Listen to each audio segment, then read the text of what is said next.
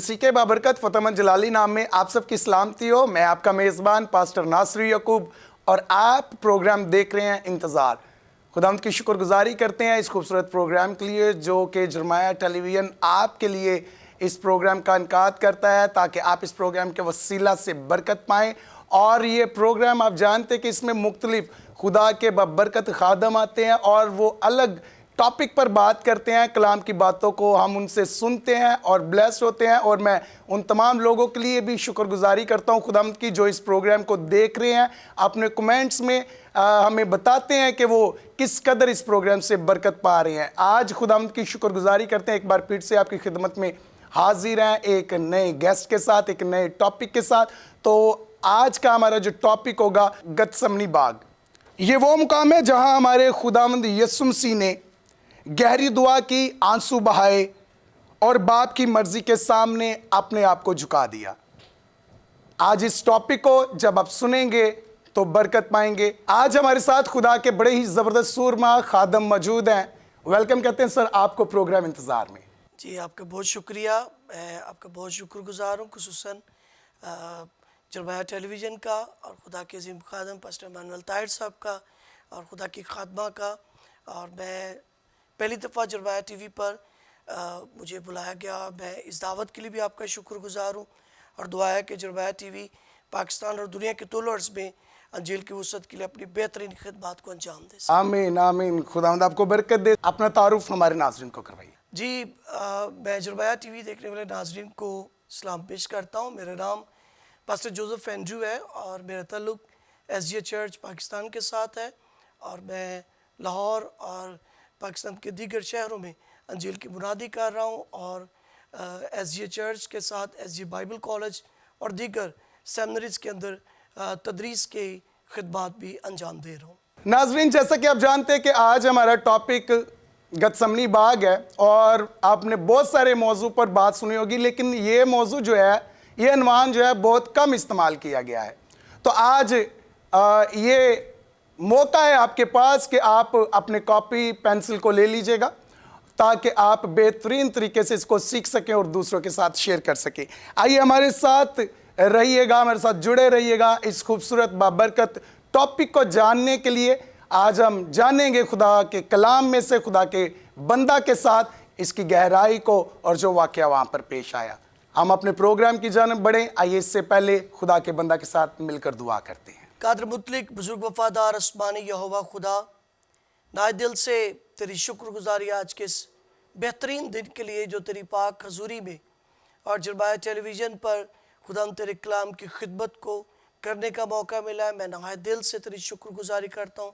अभी जब हम तेरे कलाम के बारे में बातचीत करें, अपने ईमान और अपने खुदा रूहानी ख्यालात का तबादला करें, तो इससे जरमाया टेलीविज़न के व्यूवर्स को और तमाम खुदा ज़िंदगियों को तेरी बरकत मसूल हो, यीशु मसीह के नाम में आमीन। खुदावंद आपको बरकत दे और आज मेरी दुआ है कि खुदावंद इस प्रोग्राम में आपको कसरत से इस्तेमाल करे।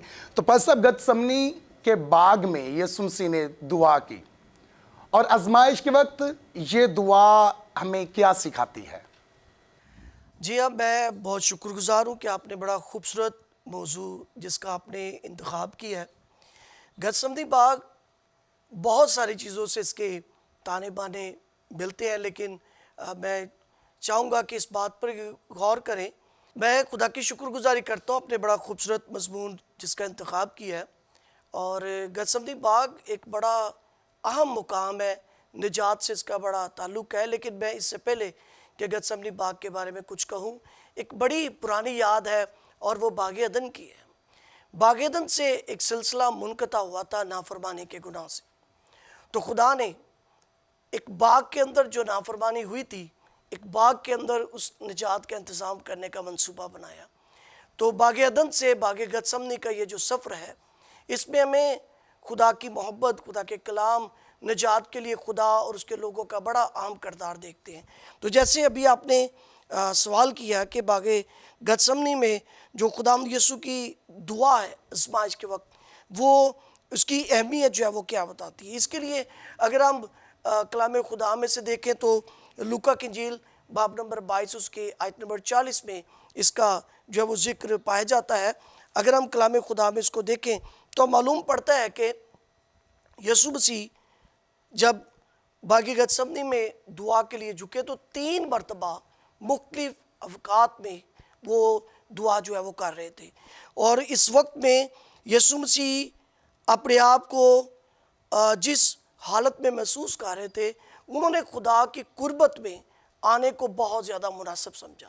اور یہ ہمارے لیے بڑے سیکھنے کی بات ہے کہ یسوع مسیح ابھی جس نجات کے کام کے لیے، اپنی جان کو قربان کرنے کے لیے، گناہوں کی معافی کے لیے، ابلیس کے سر کو کچلنے کے لیے جانے والے تھے، تو اس کے لیے ضروری تھا کہ خداوند یسوع مسیح نے خدا باپ کے سامنے اپنے آپ کو پیش کیا، دعا کی، اور ہمیں بھی اس بات کے لیے تعلیم دی کہ جب کبھی ایسا ہماری زندگی میں موقع آئے، جب ہم خود کو دیکھیں کہ ہم بڑی آزمائش میں، بڑی کسی مشکل میں اور کسی روحانی جنگ میں ہم پڑے ہوئے ہیں، روحانی حالت جنگ میں ہیں، تو ہم اپنے آپ کو خدا کی قربت میں لے کے آئیں. تو مسیح خداوند کی یہ دعا بہت سارے موقعوں میں ہمیں غلبہ دینے کی اہمیت کے بارے میں سکھاتی ہے. بالکل یہ دعا میں سکھاتی کہ جب ہم پر آزمائش آئے، مشکل وقت آئے، تو ہمیں جو ہے وہ خداوند کے حضور میں جانا لازم ہے، Yes, خدا کے سامنے دعا کرنا لازم ہے، اور پھر خدا ان آزمائشوں میں سے، ان مشکلاتوں میں سے ہمیں نکالنے کی قدرت رکھتا ہے. ہاللیلویہ.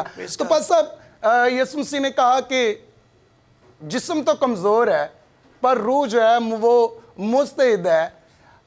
اس کے بارے میں آپ کیا کہتے ہیں؟ باغ گتسمنی کا یہ جو مقام ہے، جیسے میں پہلے بھی ذکر کر چکا ہوں، یہ بڑا عام مقام ہے، اور یہاں پر خداوند یسوع مسیح جب اپنے آپ کو پیش کر رہے تو ایک وقت میں وہ ایک کامل شخص اور کامل خدا کے طور پر اپنے آپ کو پیش کرتے ہوئے، جو اس بات کا ثبوت ہے جب اس آیت کو ہم متی کی انجیل باب نمبر 26 کی آیت نمبر 41 میں پڑھتے ہیں تو پتہ چلتا ہے وہاں پہ یسوع کہتے ہیں کہ روح تو مستعد ہے پر جسم جو ہے وہ کمزور ہے.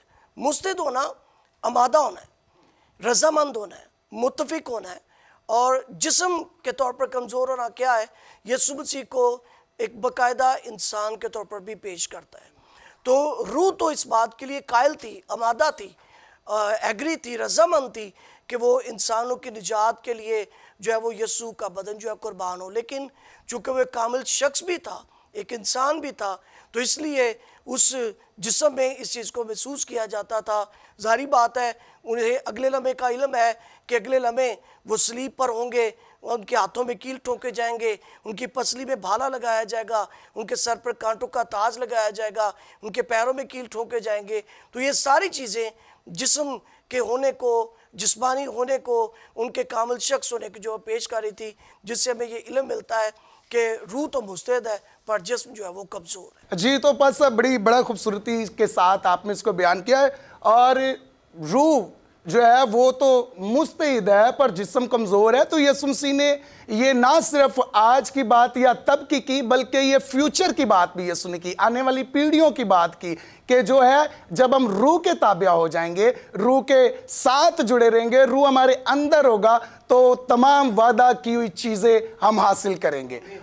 جسم جو ہے وہ ہیلے باز ہے، جسم کی خواہشیں جو ہے وہ روح کے مخالف ہیں، اور جسم جو ہے وہ کبھی بھی اس کام کو نہیں کرے گا جس سے خدا راضی ہو. تو خدا ہمیشہ جو ہے وہ اس بات کے لیے ہمیں قائل کرتا ہے کہ میرے روح سے بھرے رہو، میرے روح سے جڑے رہو، تاکہ اسی روح کے وسیلہ سے میں تمہیں تقویت بھی دوں گا، زور بھی دوں گا، اور ان تمام چیزوں پر غالب آنے کی قدرت بھی دوں گا. ہاللیلویہ.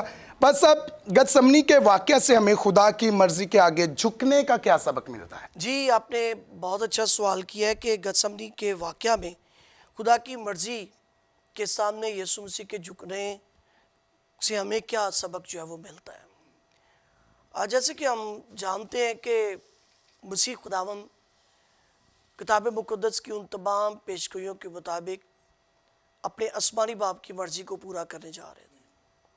آسمانی خدا نے یسوع مسیح کو اس بات کا بہت بڑا کام بخشا کہ انسان کی نجات کے لیے وہ اپنے آپ کو پیش کر دیں.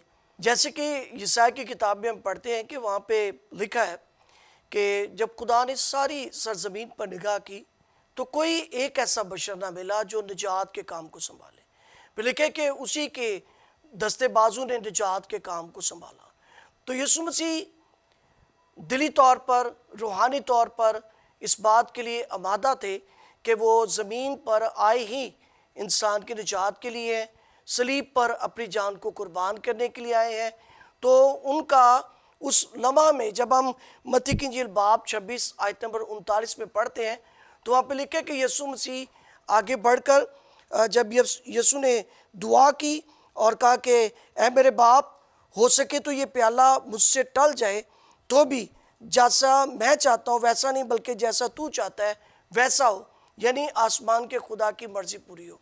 تو یسوع مسیح نہ صرف اس صلیب کے گتسمنی باغ کے موقع پر، صلیبی قربانی کے موقع پر، اس سے پہلے بھی بیش بہا مرتبہ جب یسوع کے سامنے کوئی بھی ایسی بات یا سوال آتا تو یسوع اپنے آسمانی باپ کی مرضی کو بڑی ترجیح دیتے تھے۔ ایک مرتبہ یسوع مسیح ساری رات انہوں نے دعا میں گزاری اور اگلا سارا دن شفا اور معجزات اور خدا کی بادشاہی کی خدمت میں بہت زیادہ مصروف رہے، یہاں تک کہ یسوع نے کھانا نہیں کھایا۔ اور جب شام ہوئی تو شام کے قریب شاگردوں نے یسوع سے کہا کہ آپ کچھ کھا پی لیں، تو یسوع نے پتہ کیا کہا؟ یسوع نے کہا میرا کھانا یہ ہے کہ میں اپنے بھیجنے والے کی مرضی کو پورا کروں۔ تو آج بھی جب یسوع گتسمنی باغ میں تھے، دعا کر رہے تھے، اگلے لمحوں میں انہیں گرفتار کیا جائے گا، تو ان سارے موقعوں پر اپنے آسمانی باپ کی مرضی کو ترجیح دے رہے تھے۔ اور یہ تمام دنیا کے لیے، آج کے زمانہ کے لوگوں کے لیے، آج کے ایماندار لوگوں کے لیے بھی یہ بہت بڑا مقام ہے اس بات کو جاننے کا کہ ہمیں بھی چاہے جیسی بھی حالت میں ہوں اپنے خدا کی مرضی کو جاننے اور اس کے تابع رہنے کی ہمیں تعلیم اور سبق اس موقع سے ملتا ہے۔ جی بالکل، پاس صاحب، یسوع مسیح نے بڑی شدت کے ساتھ دعا کی اور ان کا پسینہ جو ہے وہ خون کے قطروں کی مانند بہنا شروع ہو گیا، اس سے کیا ظاہر ہوتا ہے؟ ہاں جی، یہ بہت اہم نکتہ ہے، یہ بہت اہم سوال ہے، اور اس سے ہم جان سکتے ہیں کہ یسوع مسیح، جس طرح ہم تھوڑی دیر پہلے ایک سوال پر ہم بات چیت کر چکے ہیں کہ روح مستعد تھی، جسم کمزور تھا، اور یسوع مسیح کا جو جسم ہے وہ بنی نوع انسان کی نجات کے لیے قربان ہونے والا تھا۔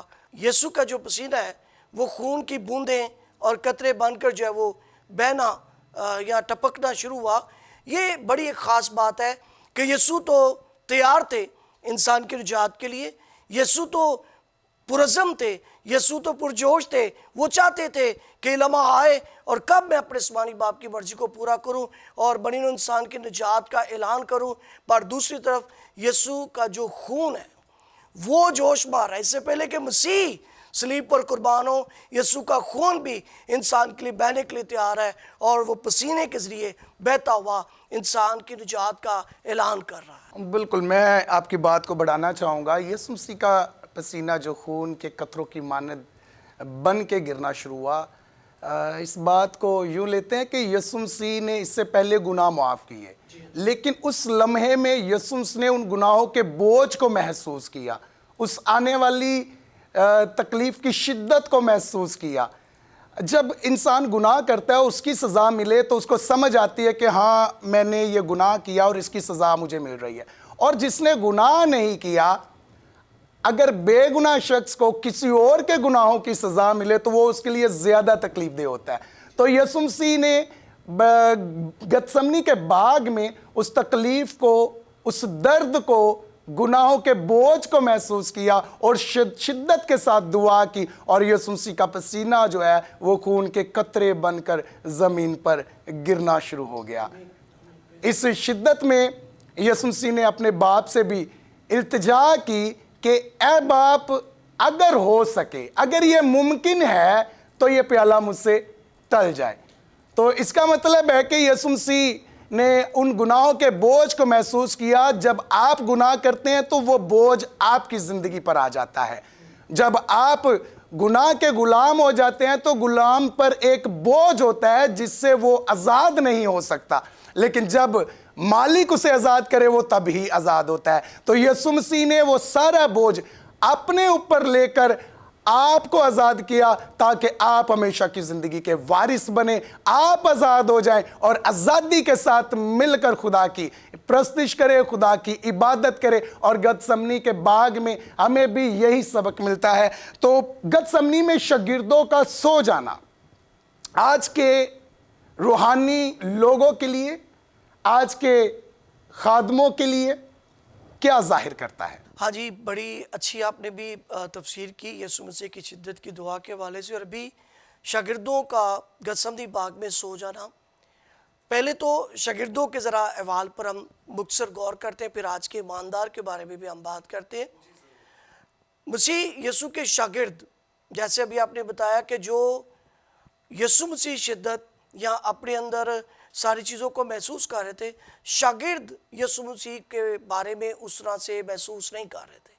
شاگردوں کے اندر وہ جوش نہیں تھا. شاگردوں کی حالت جو ہے وہ بڑی پرعزم اور ایمان اور نجات کے کام کے لیے نظر نہیں آ رہی تھی. ان کے لیے ایک عام سا ماحول تھا، گو کہ اس سے پہلے وہ یسوع کے ساتھ وہ آخری کھانا بھی کھا کر آئے ہیں، یسوع نے انہیں وہ ساری باتیں بھی بتائی ہیں، لیکن تو بھی ان کے اندر ایک لاپرواہی کا کبھی لگتا ہے عنصر نظر آتا ہے، یا کبھی کبھی انہیں اس بات کے کسی مطلب کا علم نہیں ہے. بہت ساری جگہوں پر پہلے بھی یسوع کے جو شاگرد ہیں وہ اپنی ایسی حالتوں کو پیش کرتے رہے. ابھی بھی یسوع مسیح نے جب انہیں دعا کرنے کے لیے کہا تھا اور جب وہ آ کے دیکھتے ہیں تو وہ سو رہے تھے. یہ ان کی ایک طرح سے لاپرواہی یا غفلت یا کسی کمزوری کو جو ہے وہ پیش کرتا ہے. اسی طرح جیسے آپ نے سوال کیا، آج کے جو ایماندار ہیں، خداوند یسوع نے اپنی جو زمینی خدمت ہے، جو 3.5 سال کا عرصہ بشارتی زندگی گزاری ہے اور نجات کے کام کو اور بادشاہ کی منادی کو پورا کیا ہے، اس میں یسوع نے سب سے زیادہ جو خدمت جو اہم کی ہے وہ ہے دعا. پریئر منسٹری کو یسوع مسیح نے بہت زیادہ جو ہے وہ عام کیا ہے. شاگردوں کو کئی مرتبہ اس سے پہلے بھی یسوع مسیح دعا میں بیٹھنے ٹھہرنے کی تعلیم دے چکے تھے، لیکن ابھی تک یہ اس میں کامیاب نہیں ہوئے تھے. اور آج کے ایماندار بھی اسی طرح وہ دعائیہ طور پر کمزور ہیں اور وہ خداوند کے حضور جاگنے، خداوند کے حضور ٹھہرنے میں کمزوری پیش کرتے ہیں، اور اسی وجہ سے وہ خداوند کے کام کو، خدمت کے کام کو، انجیل کی وسعت کو بہتر طور پر انجام نہیں دے سکتے. اور موجودہ زمانے کے ایمانداروں کی بھی یہ غفلت اور کسی روحانی کمزوری کو جو ہے وہ پیش کرتی ہے. جی بالکل پاس صاحب، بڑا خوب آپ نے کہا، اور میں آپ کی بات کو بڑھانا چاہوں گا. کلام مقدس میں جب ہم پڑھتے ہیں تو وہاں پر لکھا ہے کہ یسوع نے اپنے شاگردوں کو گتسمنی باغ میں کہا کہ جاگو اور دعا کرو تاکہ آزمائش میں نہ پڑو. تو جب ہم دعا کرتے ہیں، جب ہم جاگتے ہیں، تو جو آزمائش آنے والی ہوتی ہے خدا اس سے ہمیں محفوظ کر لیتا ہے، خدا اس سے ہمیں بچا لیتا ہے. تو آج بھی ایمانداروں کے لیے، تمام ان لوگوں کے لیے جو خدا سے پیار کرتے ہیں، خدا کا کام کرتے ہیں، تو آج ہمیں یہ سبق سیکھنا ہے کہ جیسے شاگردوں کو یسوع مسیح نے کہا جاگو اور دعا کرو تاکہ آزمائش میں نہ پڑو، تو آج ہمیں بھی جاگنا ہے. آج ہمیں بھی خدا کے حضور میں جو ہے وہ بیدار رہنا ہے، خدا کے ساتھ اپنے تعلق کو مضبوط کرنا ہے. تو سویا بندہ کبھی بھی اپنا تعلق مضبوط نہیں کر سکتا، بلکہ جاگتا ہوا جو بات چیت کرتا ہے، جو کنورسیشن کرتا ہے، جو رابطے میں رہتا ہے، ہمیشہ اسی کا تعلق جو ہے وہ مضبوط ہوتا ہے. تو آج ہمیں خداوند کے ساتھ اپنے تعلق کو جاگتے ہوئے، دعا کرتے ہوئے اس کو مضبوط کرنا ہے. شاگرد جو ہوتے ہیں وہ یسوع مسیح کے ساتھ اس باغ میں تو گئے، ساتھ ساتھ رہے تو صحیح، پر اس درد کو، اس عالم کو، اس تنہائی کو، اس غمگینی کو محسوس نہیں کر سکتے تھے جو یسوع مسیح اس ٹائم میں کر رہے تھے. یہاں یسوع مسیح نے انسانیت کی نجات کے لیے اس غمگینی کو برداشت کیا، اس دکھ کی حالت کو برداشت کیا، ان تمام سارے مشکلات پہلو جو آنے والے تھے ان کو اسی گھڑی قبول کیا کہ میں ان تمام چیزوں کو برداشت کرنے کے لیے، خداوند تیری مرضی کو پورا کرنے کے لیے حاضر ہوں. تو آج ہمیں یہ ٹاپک جو ہے وہ یہ سکھاتا ہے کہ جب بھی آپ مشکلات میں ہو، آزمائش میں ہو، یا آپ کو عطایت کی ضرورت ہے، تو ضرور خدا کے حضور میں جائیے گا، دعا کیجیے گا، جھکیے گا، تاکہ وہ آپ کو عطایت بھی بخشے، وہ آپ کو قوت بھی بخشے، وہ آپ کے ساتھ ساتھ چلے اور آپ کو ان تمام مشکلاتوں میں سے نکالنے کا فضل دے. خداوند یسوع مسیح نے کہا کہ باپ اگر ممکن ہو تو یہ پیالہ مجھ سے ٹل جائے، پھر بھی میری مرضی نہیں بلکہ تیری مرضی پوری ہو. Thank you very much. خداوند آپ کو بڑی برکت دے. پاس صاحب آپ اپنے इतने मसरूफियात में से टाइम निकाल कर इस प्रोग्राम में आए, और मैं ईमान रखता हूँ कि हमारे लोगों ने, जितने हमारे लोगों ने इस प्रोग्राम को सुना होगा, देखा होगा, ज़रूर खुदावंद के हुजूर से बरकत को पाया होगा। खुदावंद आपको बरकत दे। तो इसी के साथ हमारे प्रोग्राम का वक्त ख़त्म हुआ जाता है। अपने मेज़बान पास्टर नासरी याकूब को इजाज़त दीजिएगा। हाजिर होते हैं एक नए एपिसोड में, एक नए टॉपिक और एक नए गेस्ट के साथ। तब तक के लिए देखते रहिएगा प्रोग्राम इंतज़ार, only on जरमाया television. God bless you all, God bless you जरमाया TV.